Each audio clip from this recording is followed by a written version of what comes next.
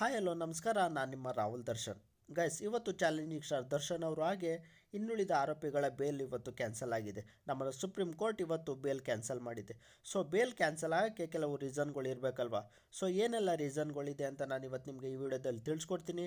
ಈ ವಿಡಿಯೋನ ಫುಲ್ ನೋಡಿ. ಗೈಸ್, ಬೇಲ್ ಕ್ಯಾನ್ಸಲ್ ಆಗೋಕ್ಕೆ ಮೊದಲನೇ ರೀಸನ್ ಏನಪ್ಪ ಅಂದರೆ ಹೈಕೋರ್ಟ್ ಆದೇಶದಲ್ಲಿನ ಕಾನೂನು ದೋಷಗಳು.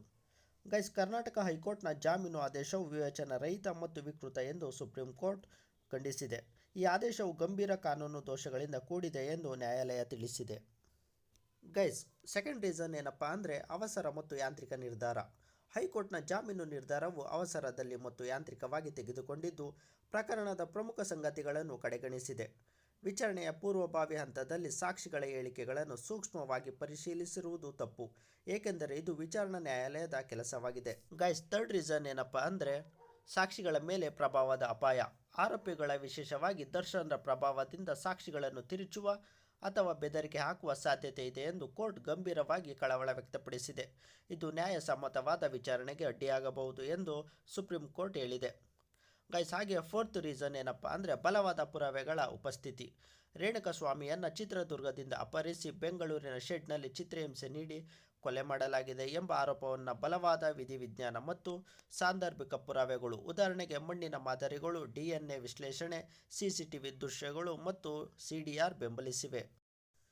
ಗೈಸ್, ಫಿಫ್ತ್ ರೀಸನ್ ಏನಪ್ಪ ಅಂದರೆ ಆರೋಪಿ ಎಷ್ಟೇ ಪ್ರಭಾವಿಯಾಗಿದ್ದರೂ ಕಾನೂನಿಗಿಂತ ಮೇಲೆ ಇಲ್ಲ, ಕಾನೂನಿನ ಸಮಾನತೆಯನ್ನು ಎತ್ತಿಡಿಯುವುದು ಅಗತ್ಯ ಎಂದು ಸುಪ್ರೀಂ ಕೋರ್ಟ್ ಒತ್ತಿ ಹೇಳಿದೆ. ಆರೋಪಿಗಳಿಗೆ ಜೈಲಿನಲ್ಲಿ 5 ಸ್ಟಾರ್ ಚಿಕಿತ್ಸೆ ನೀಡುವುದರ ವಿರುದ್ಧವೂ ಕೋರ್ಟ್ ಎಚ್ಚರಿಕೆ ನೀಡಿದೆ. ಹಾಗೆ ಸಿಕ್ಸ್ತ್ ಒನ್ ಏನಪ್ಪ ಅಂದರೆ ಜಾಮೀನು ದುರುಪಯೋಗ. ದರ್ಶನ್ ಬೆನ್ನು ನೋವಿನ ಕಾರಣಕ್ಕೆ ಕೋರ್ಟ್ಗೆ ಹಾಜರಾಗದೆ ವಿನಾಯಿತಿ ಪಡೆದರು.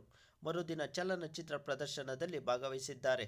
ಇದು ಜಾಮೀನಿನ ಷರತ್ತುಗಳ ಉಲ್ಲಂಘನೆಯನ್ನು ಸೂಚಿಸಿದೆ. ಗೈಸ್, ಸೆವೆಂತ್ ಒನ್ ರೀಸನ್ ಅಂದರೆ ಫೈನಲ್ ರೀಸನ್ ಏನಪ್ಪ ಅಂದರೆ ವಿಚಾರಣೆಯ ತ್ವರಿತ ನಡೆಸುವಿಕೆ.